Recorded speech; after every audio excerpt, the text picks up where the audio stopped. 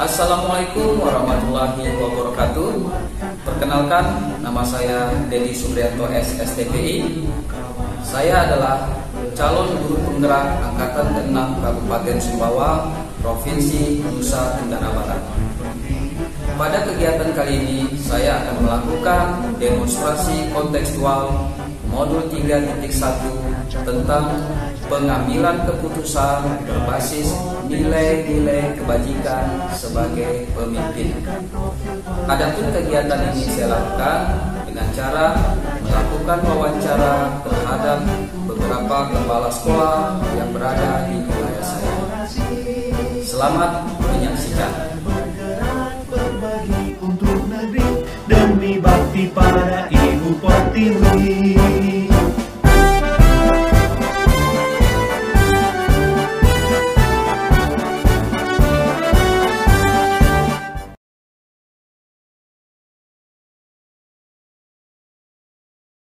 Assalamualaikum warahmatullahi wabarakatuh. Waalaikumsalam. Terima kasih Pak Budi sudah meluangkan waktu untuk melakukan sesi wawancara yang sudah kita sepakati sebelumnya. Jadi pada sesi wawancara ini saya ingin menggali informasi tentang pengalaman Bapak menjadi seorang pemimpin, baik itu saat Bapak memimpin di SMK 1 Tranul dan sampai saat ini Bapak memimpin di SMK 1 Waras. Tentunya dalam proses kepemimpinan Bapak mengambil sebuah keputusan mungkin banyak menjadi dilema pada diri Bapak, baik itu dilema etika maupun dilema bukan moral. Jadi dilema etika itu jadi dilema di mana Bapak memutuskan satu kasus di mana dari satu sisi kasus itu sama-sama baik, tapi Bapak harus memutuskan, dan ditujukan moral itu di mana satu sisi itu baik dan di satu sisi tidak baik, tapi juga Bapak juga harus memutuskan. Jadi bagaimana pengalaman Bapak dalam menghadapi kasus-kasus yang bisa menjadi dilema atau bisa menjadi pikiran bagi Bapak dalam mengambil sebuah keputusan. Terima kasih Pak Dedi atas pertanyaannya. Ini kita sekedar sharing untuk pengalaman aja. Yang pertama adalah kita yang menahi untuk jadi pemimpin, dan hal ini adalah kepala sekolah. Kita harus bisa memutuskan sesuatu dengan baik. Yang pertama, saat dalam mengambil keputusan, saat emosi, ya kita harus hindari. Kita harus mengambil keputusan itu saat pikiran kita jernih, saat pikiran kita tenang. Terus yang kedua adalah, kalaupun sesuatu itu baik, sama-sama baiknya, yang kita lihat adalah kemanfaatannya. Kemanfaatan dan juga dampaknya itu seberapa baik dari keputusan A dan seberapa baik dari keputusan B. Yang tentunya adalah kemanfaatan dan dampak yang paling baik itulah yang akan kita ambil, meskipun itu adalah sama-sama baik. Terus yang kedua tentang etika atau moral adalah kita harus berani ya untuk memberikan saran, memberikan masukan pada rekan-rekan kita, Bapak Ibu guru maupun staf tata usaha, sekiranya itu kurang baik ya. Dan juga kalaupun itu berlaku untuk, dan itu berlaku untuk semuanya. Yang penting adalah bagaimana kita sebagai seorang pendidik, guru dan tenaga pendidikan ini bisa menjaga nama sekolah ini dengan baik, karena kita sebagai seorang guru itu adalah digugu dan diterima. Itu. Terima kasih. Jadi Pak, kalau bisa saya mengambil poin dari cara mengambil keputusan Bapak, berarti Bapak mengambil keputusan berbasis hasil akhir, di mana Bapak memikirkan untuk kebaikan sesama. Ya. Terima kasih. Untuk selanjutnya mungkin ada cara-cara efektif Bapak selama memimpin untuk menghadapi kasus-kasus yang menyangkut dilema tersebut, Pak? Iya. Yang pertama yang kita harus lakukan adalah yang pertama kita atasi masalah ini dengan pikiran jernih. Yang kedua adalah kita hadapi teman-teman ini dengan humanis. Terus yang berikutnya adalah kita gali masalahnya apa, terus kemudian baru kita cari solusi yang terbaik.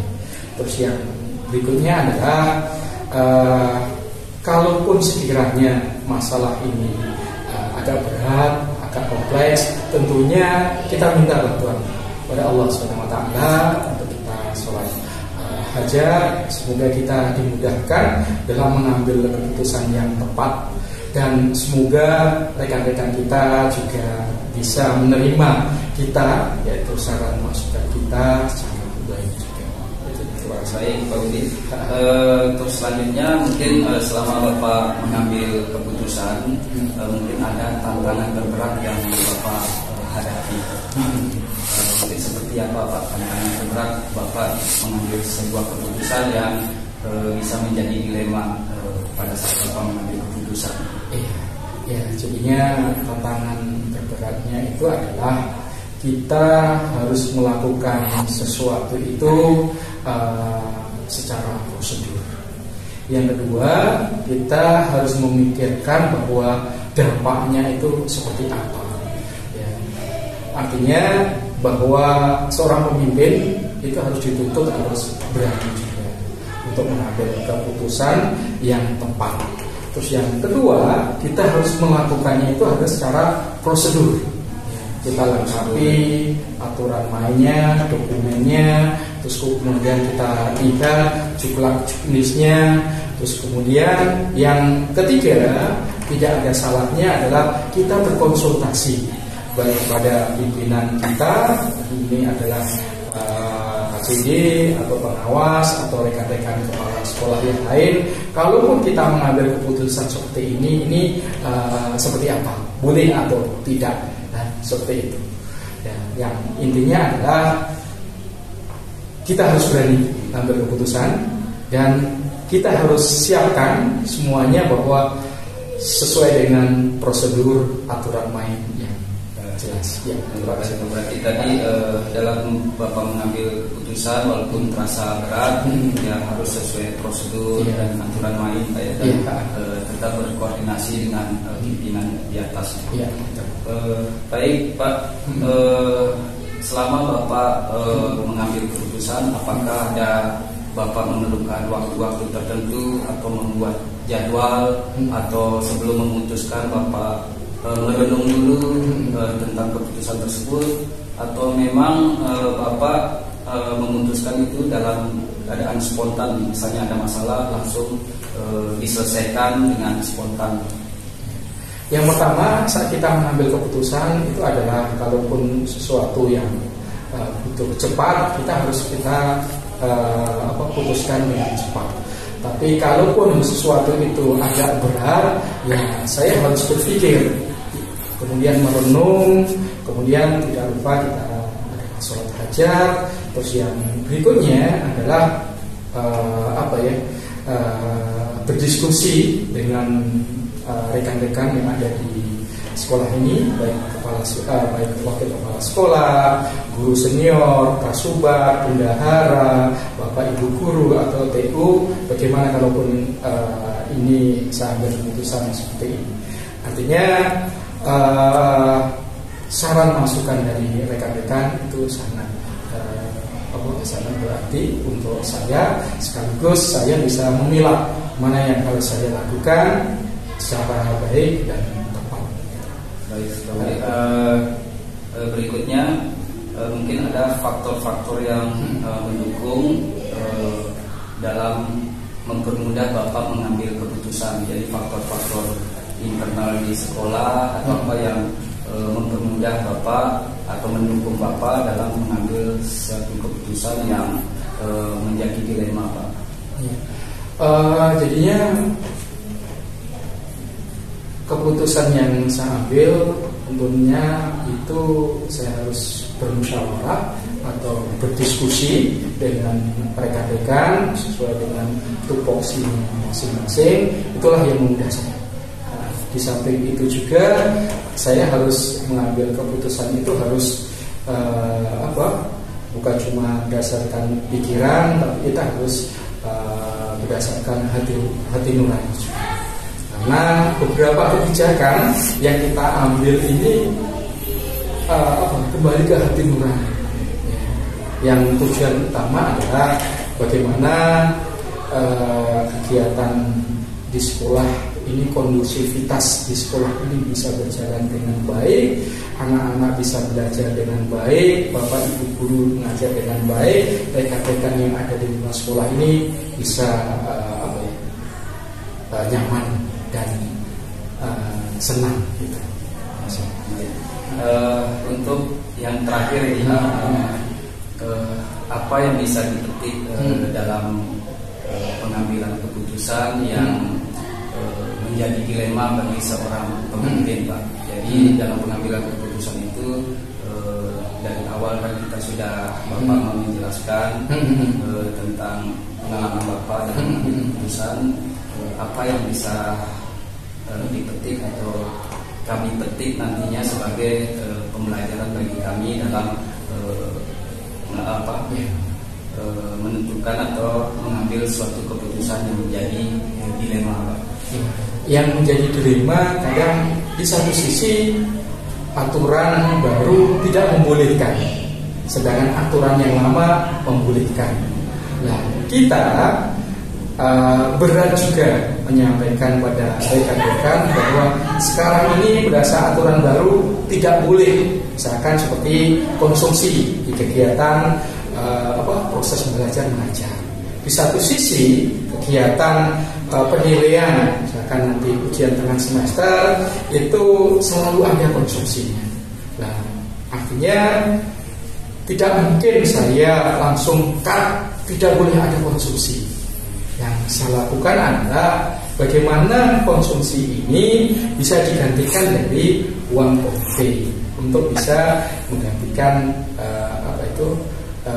dalam rangka pengawasan saat ujian tengah semester. Seperti itu. Baik, Pak, terima kasih atas waktu yang sudah diberikan untuk saya wawancara.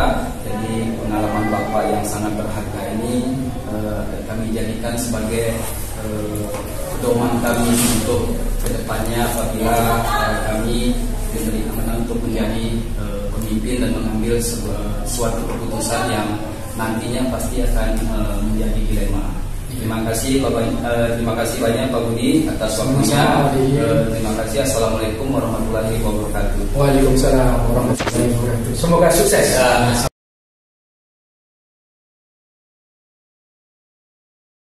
Baik, assalamualaikum warahmatullahi wabarakatuh. Waalaikumsalam warahmatullahi wabarakatuh. Terima kasih Pak Bur telah meluangkan waktu untuk mengikuti sesi wawancara ini, di mana sesi wawancara ini saya ingin menggali informasi dan pengalaman Bapak sebagai pimpinan di SLB N2 Sumbawa, Pak, ya, di mana Bapak dalam mengambil keputusan kan keputusan Bapak berbasis nilai-nilai kebajikan. Ya. Jadi di sini saya ingin menggali informasi dan pengalaman Bapak bagaimana Bapak mengambil keputusan yang kadang keputusan itu memiliki dilema, baik dilema etika maupun rujukan moral.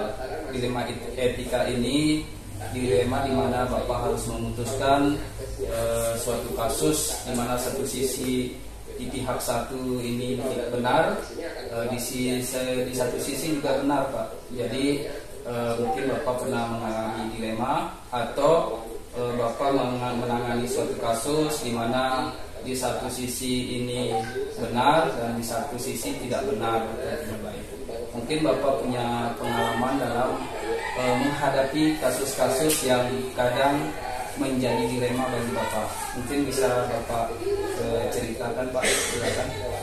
Baik, terima kasih Pak De atas waktunya wawancara saya. Untuk saya di sini karena saya ini ditugaskan di SLB Negara Sumbawa. Di sini belum begitu, kasusnya belum begitu banyak. Karena kita ya setelah ini sekolah yang berlaku berikut khusus. Cuma untuk kedisiplinan kerja ini perlu juga sudah saya instruksi ke teman-teman bawahan atau teman-teman rekan kerja saya. Pada saat itu kemarin kasus sudah akan mempengaruhi ya semangat kerja ke teman-teman karena dia kurang masuk kerja sesuai dengan sudah ya sesuai aturan dan itu akan mempengaruhi institusi kan masuk kinerja disiplin. Memang laporan-laporan dari karena saya baru di sini, baru laporan dari sebelumnya kinerja dari yang satu ini sudah sering. Tapi saya di satu sisi rasa kebajikan, rasa kasihan, rasa kebajikan saya sebagai manusia untuk rasa pimpinan itu bisa membimbing, bisa mengarah ke bawahan ya, bisa menasehati. Maka saya ambil keputusan kemarin, yaitu saya panggil dia untuk saya nasihati, saya memberikan aturan-aturan bahwa tidak boleh mengulangi karena akan mengibat imbasnya kepada teman-teman kinerjanya. Itu dari segi etika, jadi dia etika terhadap sekolah, etika terhadap teman-teman itu akan berpengaruh. Nah, jadi itu keputusan saya kemarin, saya buat saya nasihati untuk tidak mengulangi lagi dan perlu ditingkatkan disiplin kerjanya. Nah itu untuk kita sama-sama membangun sekolah ini. Kalau kita tidak disiplin kan otomatis sekolah akan terpengaruh baik kinerja, baik itu untuk prestasi, untuk juga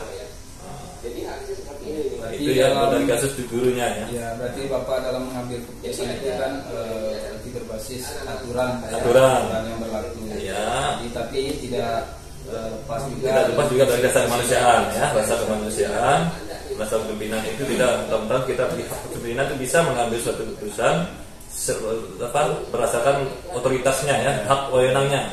Tapi itu tidak saya lakukan.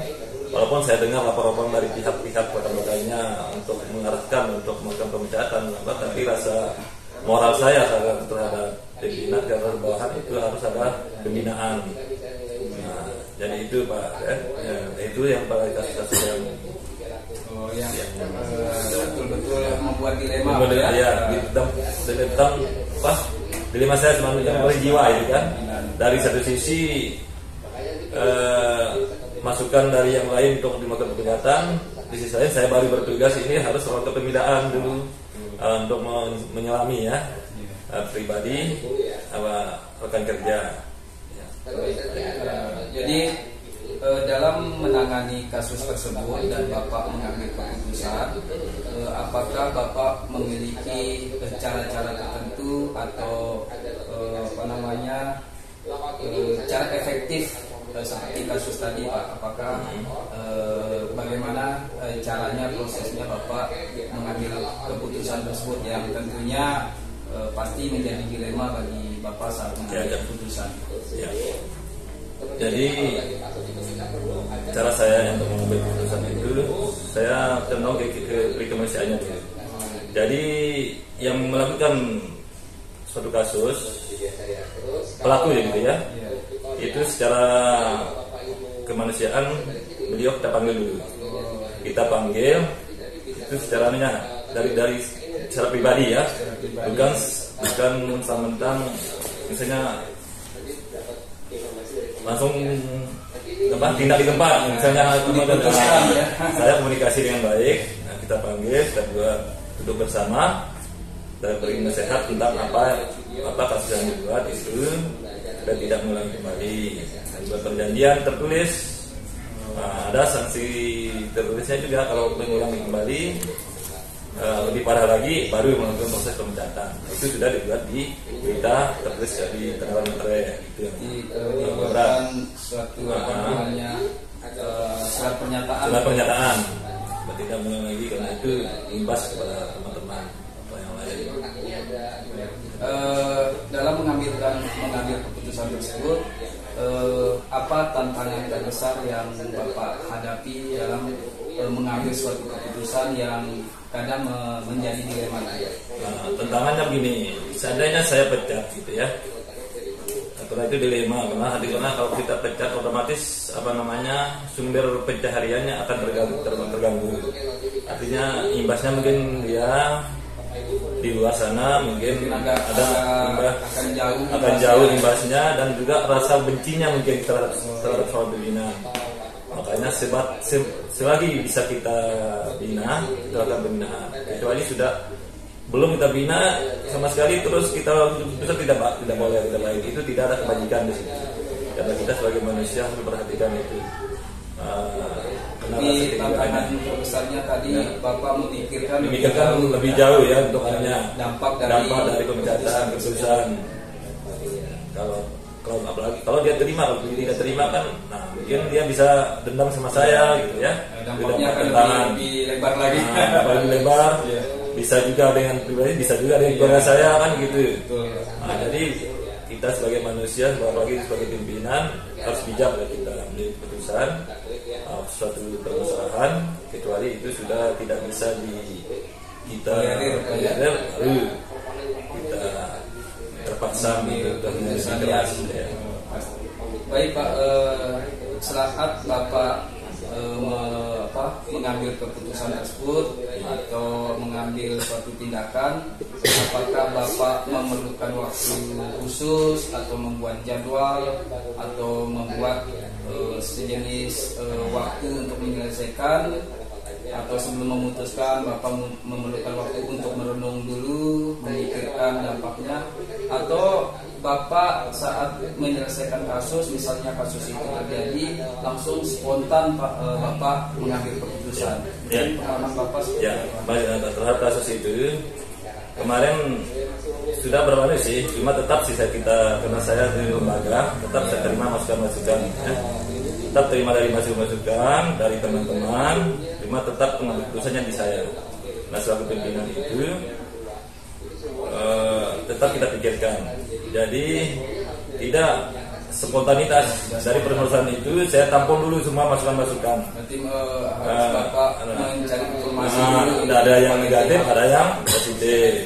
Jadi di mana tetap satu pimpinan itu tetap kita cerna itu masukan positif, negatif, mana yang sekiranya nanti imbasnya kalau negatif kita terima, terus imbasnya ke yang ini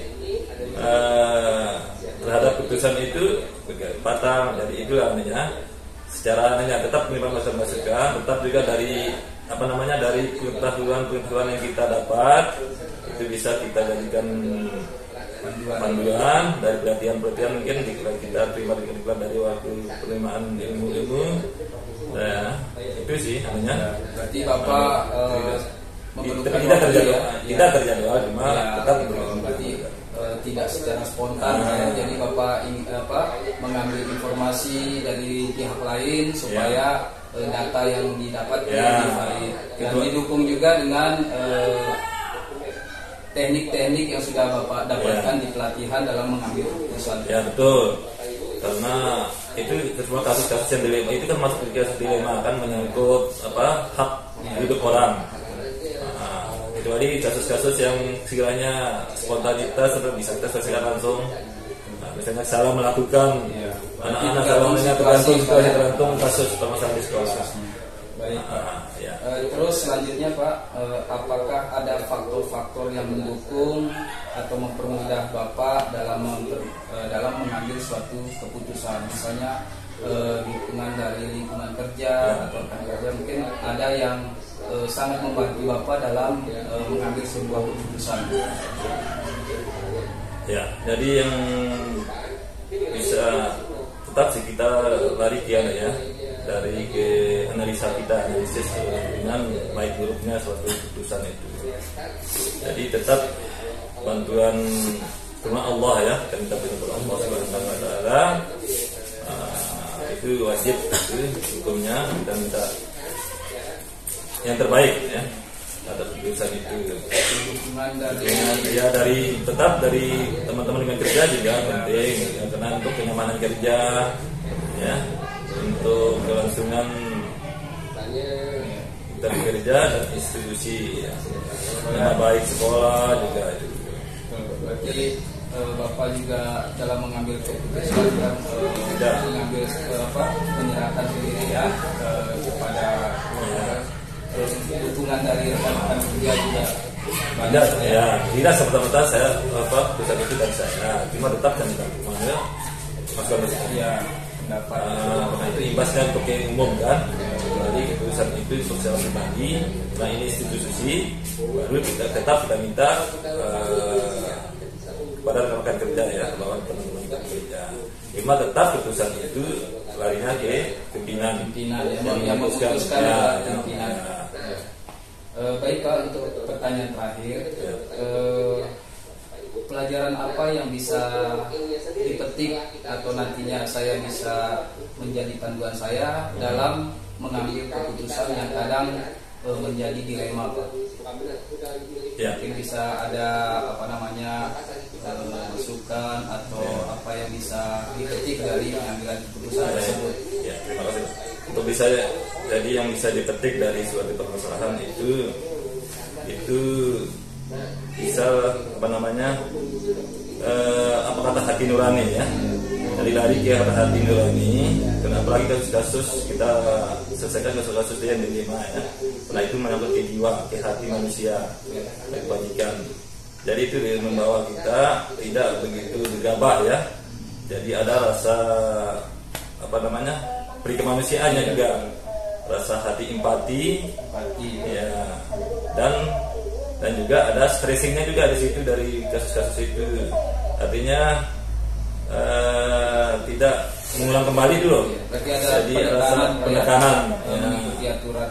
Ya itu jadi bisa jadi wanti-wanti gitu ya. Jadi bisa untuk masukan yang situ yang bisa kita terima.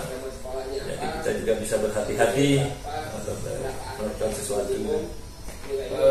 Baik Pak, Pak Pur, terima kasih atas waktunya, sudah berbagi informasi, sudah berbagi pengalaman tentang pengambilan keputusan yang berbasis nilai-nilai kebajikan. Jadi tentu dalam Bapak mengambil keputusan kan pasti sudah dipikirkan masalah resiko dan tanggung jawabnya. Jadi keputusan Bapak jelaskan untuk kepentingan bersama. Jadi terima kasih Pak kesempatannya untuk sesi kali ini. Cukup untuk pertanyaannya. Terima kasih. Assalamualaikum warahmatullahi wabarakatuh. Waalaikumsalam. Oke, selamat Pak. Terima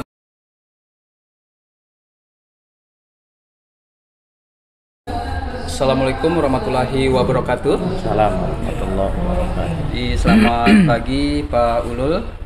Jadi setelah kita sudah membuat rencana untuk pertemuan kali ini untuk sesi wawancara tentang pengambilan keputusan berbasis nilai-nilai kebajikan sebagai pemimpin. Jadi di sini kan Ustadz Ulul sebagai kepala sekolah juga sebagai pengurus di Yayasan Rahmatan Lil Alamin tentu sudah banyak pengalaman dalam pengambilan keputusan. Jadi di situ kan dalam pengambilan keputusan tersebut pasti kan terjadi dilema. Jadi ada keputusan yang bernilai dilema etika, yaitu Ustadz Ulul harus memutuskan di salah satu sisi itu baik, di satu sisinya lagi baik. Dan terus ada bujukan moral di mana satu sisi tidak baik dan satu sisi baik. Jadi mungkin pernah mengalami dilema, mungkin bisa dibagi pengalaman bagaimana Ustadz Ulul mengambil sebuah keputusan yang menjadi dilema tersebut. Sebagaimana yang sudah diketahui bahwa di sini khususnya di SMK Rahmatan Lil Alamin kita akan bernaung di bawah yayasan juga Yayasan Rahmatan dan Alamin. Setiap keputusan oleh kepala sekolah itu harus dikoordinasikan dengan pimpinan yayasan. Saya secara pribadi kalau memutuskan suatu persoalan yang ditimbang itu asas manfaat. Asas manfaat. Asas manfaat. Mana yang lebih banyak manfaatnya untuk lembaga ini, itu yang lebih dulu kita utamakan.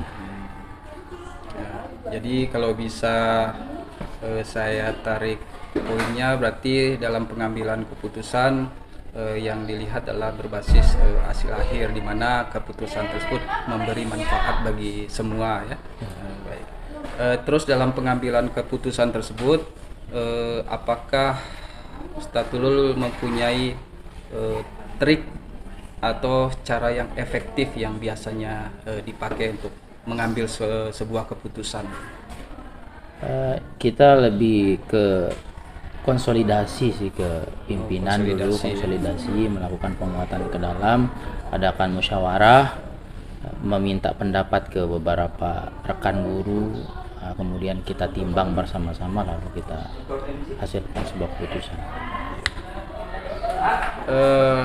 Terus selama mengambil keputusan tersebut, tantangan terbesar yang Bapak sebagai pimpinan itu dalam mengambil keputusan, tantangan seperti apa?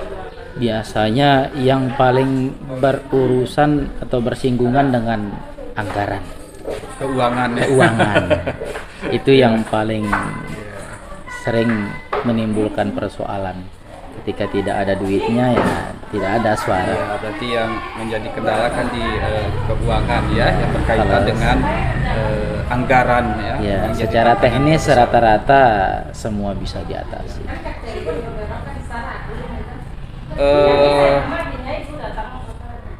Dalam mengambil sebuah keputusan, apakah Bapak memerlukan waktu khusus atau membuat jadwal-jadwal, misalnya ada kasus tertentu yang harus diselesaikan, apakah harus membutuhkan waktu tertentu atau membuat jadwal, atau sebelum memutuskan itu Bapak merenung dulu sebelum memutuskan, atau memang dalam mengambil sebuah keputusan itu dilakukan secara spontan, Pak? Biasanya pengalaman Bapak itu seperti apa? Tergantung jenis persoalannya. Kalau dia membutuhkan keputusan yang cepat, ya kita ambil keputusan yang cepat. Kalau dia membutuhkan koordinasi yang kaitannya dengan yayasan dan itu harus, ya kita koordinasi dulu. Berarti tergantung situasi dan permasalahan. Baik. Selama mengambil keputusan tersebut, apakah faktor-faktor pendukung yang membuat Bapak mudah dalam mengambil sebuah keputusan? Misalnya di SMK, itu faktor-faktor apa yang mendukung Bapak sehingga mudah dalam mengambil suatu keputusan yang kadang membuat dilema? Kalau faktor yang mempermudah, teman-teman yang ada di sekitar SMK yang tidak sulit untuk koordinasi. Iya, berarti dukungan dari teman-teman, rekan-rekan. Mudah, setiap ada persoalan kumpul langsung terjawab. Berarti koordinasi dan komunikasi dengan rekan-rekan itu ya mudah. Baik, ini pertanyaan terakhir, Pak. Apa yang bisa kita petik dalam membuat suatu keputusan yang kadang membuat dilema? Jadi hikmah dari setiap persoalan itu kan tetap menghasilkan sebuah produk pemikiran, ide, gagasan, kemudian sistem di sebuah lembaga. Di persoalan-persoalan itu menjadi list untuk saya sebagai kepala, kedepannya kalau ada persoalan yang seperti itu tahu bagaimana cara menyelesaikannya. Mungkin itu. Baik, Pak, itu saja pertanyaannya. Terima kasih. Assalamualaikum warahmatullahi wabarakatuh.